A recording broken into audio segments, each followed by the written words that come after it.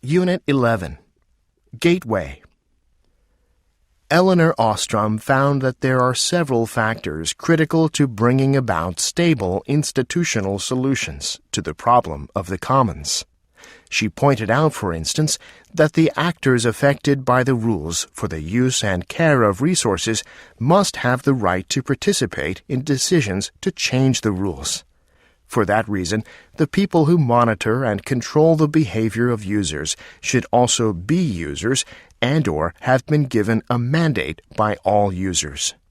This is a significant insight, as it shows that prospects are poor for a centrally directed solution to the problem of the commons, coming from a state power in comparison with a local solution for which users assume personal responsibility. Ostrom also emphasizes the importance of democratic decision processes and that all users must be given access to local forums for solving problems and conflicts among themselves. Political institutions at central, regional, and local levels must allow users to devise their own regulations and independently ensure observance. Exercise 1. If simple observation were the only factor in determining our knowledge of reality, then nothing at all can be more certain than the fact that the earth is stationary. For thousands of years, humankind has observed the turning of the stars and, apart from the odd earthquake, has experienced the ground beneath its feet as a fixed point from which to observe all other movement. To accept that the earth moves around the sun and turns on its axis on a daily basis is to move away from simple experience, to start to interpret what is seen in the light of a theory. Against all the evidence of our senses, we know that we are hurtling through space. Uninterpreted evidence is therefore an inadequate basis for any scientific theory. Exercise 2. In his 1967 book, Coopersmith first noticed a positive relationship between self-esteem levels in mothers and their children. But Bednar, Wells, and Peterson made considerable use of this factor by pointing out that parents actually show their children the route to self-esteem by how they handle their own challenges, conflicts, and issues. The impact of parents' behavior upon the child's self-esteem is undeniable. Given the immaturity of children, however, parents' expression of their own resolution of the self-esteem question is far more influential than what they teach verbally. Parents who face life's challenges honestly and openly, and who attempt to cope with difficulties instead of avoiding them, thereby expose their children early to a pro-self-esteem problem-solving strategy. Those who avoid dealing with difficulties reveal a negative route for handling the challenges and problems of life. Either way, it is important to remember that modeling helps set the stage for healthy self-esteem or problems with it. Exercise 3. One way that a writer can create engaging and entertaining articles is by learning to identify, write, and place anecdotes. These tightly written mini-stories are delicious little bites that one editor describes as the chocolate chips of articles. They are as much at home in speeches, sermons, comedy monologues, and books as they are in feature stories. They work well as leads, endings, or illustrations scattered throughout a manuscript. They humanize dry data. Example: an article about a major medical breakthrough may contain all sorts of important information, but the article becomes memorable when the author inserts an anecdote about a patient whose life is saved because of the medical breakthrough. People want to read about other people. Long after readers forget the surprising statistics, compelling details, or key points of a story, they remember the colorful anecdotes that showed, rather than told, the significance of the key points. Exercise 4. Given the perceived shift in recent decades, in the Western world at least, from an industrial to a post-industrial society, The continued dependence of information economy firms on material infrastructure and the manipulation of physical objects is surprising, if not paradoxical. Despite repeated claims that the defining characteristic of the information society is the displacement in our economy of materials by information, as Wired magazine editor Kevin Kelly has described it, or in the even more concise and memorable words of MIT professor Nicholas Negroponte, the inevitable shift from atoms to bits. What has in fact occurred is a massive increase in our interaction with our physical environment. Information technologies allow humans to visualize, explore, and exploit our environment more efficiently. We travel more and more broadly, consume more and more globally, pollute more and more extensively. The amount of material moving around the planet has increased dramatically in recent years, arguably as a direct consequence of the digital revolution. In fact, this increase is not only enabled by information technology, but required by it. Exercise 5. Hormones can act close to where they are made or a long way away. Distance is not a problem. There just needs to be a fluid, such as blood, connecting the site of secretion with the site of action. When they enter the blood, they are swept off to all parts of the body, reaching everywhere the blood goes. But they may also act locally, within the vicinity of the extracellular fluid. For example, insulin is secreted into the blood by cells in the pancreas when blood sugar levels rise. It reaches the liver and muscles and makes them take up some sugar for storage or energy provision. At the same time, insulin affects cells in the pancreas right next to the ones that secreted it, stimulating them to produce other hormones. These hormones stop blood sugar from falling too far and also inhibit further insulin secretion. As a result, the insulin response is exactly adjusted to the amount by which the sugar concentration has risen.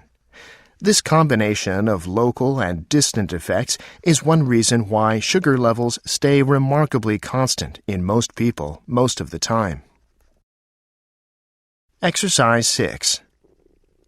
As you go about your day, your eyes are open, and you effortlessly understand most of the information going into them. It feels like the simplest thing in the world. But like the song Mbop by Hanson, the apparent simplicity is an illusion. The human vision system is really complex. It just doesn't feel complicated because our conscious minds are spared just about everything except the final product. It's kind of like buying a jar of peanut butter. It feels simple, but that's because you don't have to think about growing peanuts, harvesting them, shipping them to a processing plant, turning them into peanut butter, the manufacture of a plastic container, the printing of the label, and the shipping. Your interface only needs to be a store and some money. Similarly, your conscious mind enjoys a rich interpretation of what's in front of you without having to concern itself with the details of how it was generated. But there's a lot going on under the hood. Exercise 7. Do you understand how a zipper works? How about a flush toilet? These objects seem basic enough. Knowing how they work isn't exactly rocket science, but people drastically overestimate their understanding of how these simple items function. In one study, Leon Rosenblit and Frank Keel asked people to rate from 1 to 7 how well they understood the workings of such objects. They then asked participants to actually explain in detail how the objects worked. Many were simply unable to do so. And so when asked to revisit the question of how well they understood, subjects drastically lowered their ratings. Psychologist Rebecca Lawson performed a similar experiment where students were asked to explain, by sketching out the mechanism, how a bicycle works. The results were striking. Most people were unable to complete the task, even though a bicycle is such a familiar object in our daily lives. This phenomenon of people thinking they know much more than they actually do has come to be known as the illusion of explanatory depth. Exercise 8. Television may be altering the brain in ways that push some children into a condition of a learning disability. Jerome L. Singer points out, the TV set, and particularly commercial television, with its clever use of constantly changing short sequences, holds our attention by a constant sensory bombardment that maximizes orienting responses. Producers of children's shows are especially fond of using perceptual tricks to get children's attention. This jerking children's attention around can lead to a shortening of children's attention spans. It is hard for people to concentrate on one thing when they are having their attention pulled away by an even more interesting or novel thing. Eventually, children give in to the demanding for attention and go with the flow. They become passive, thinking that it is useless to try to analyze any one thing because another thing will come along and replace the first thing. Exercise 9. In their research, Karmeloff-Smith and Inhelder showed the theory of ladenness of experimentation. They asked children to balance wooden blocks on a narrow metal rail. A number of the blocks had their weight evenly distributed, so that they balanced at their geometric center. Other blocks had visible or invisible weights on one end, so that they balanced far off-center. The youngest children did not appear to have a theory. They simply moved the blocks around until they balanced. At about age 6 or 7, most of the children appeared to have adopted a strong theory. Things balance in the center. These children placed the blocks on the rail on their centers. For ordinary blocks, the data came in well for this theory. However, the theory did not work for the unbalanced blocks. Most of these children held to the geometric center theory and put the unbalanced blocks aside as impossible to balance. Thus, we appear to have a case where the 6- and 7-year-old children's experiments were directed by theory, and when the data did not fit the theory, the children adjusted the data by not including the unbalanced blocks. Exercise 10.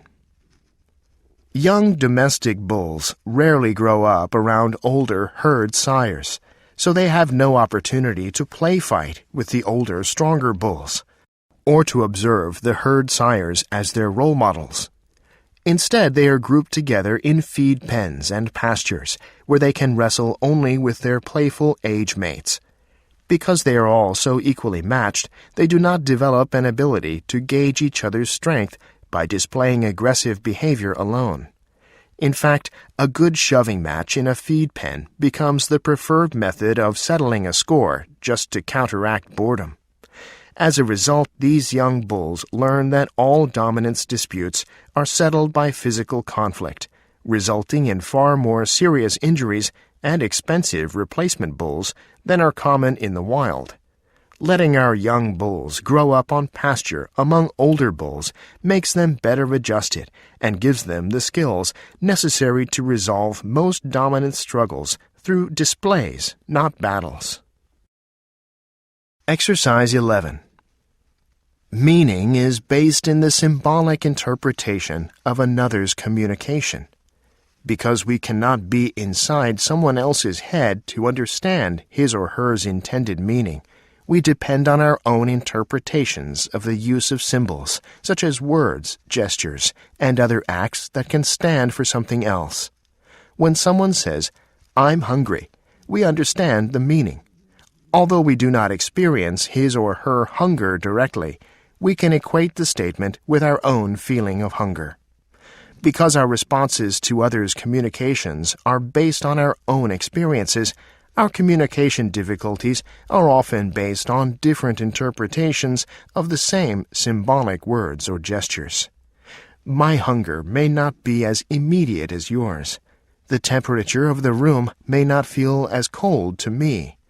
My experiential background or slower cognitive processing may mean that it takes me longer to arrive at a similar understanding of a problem that appears obvious to you. Exercise 12. The force of gravity dominating our world makes us live in an anisotropic space, that is, space in which dynamics varies with direction. To rise upward means to overcome resistance. It is always a victory. To descend or fall is to surrender to the pull from below, and therefore is experienced as passive compliance. It follows from this unevenness of space that different locations are dynamically unequal. Here, physics can help us by pointing out that because moving away from the center of gravity requires work, the potential energy in a mass high up is greater than in one low down. Visually, an object of a certain size, shape, or color will carry more weight when placed higher up. Therefore, balance in the vertical direction cannot be obtained by placing equal objects at different heights. The higher one must be lighter. An experimental demonstration with regard to size is mentioned by Langfeld. If one is asked to bisect a perpendicular line without measuring it, one almost invariably places the mark too high. If a line is actually bisected, it is with difficulty that one can convince oneself that the upper half is not longer than the lower half. This means that if one wants the two halves to look alike, one must make the upper half shorter.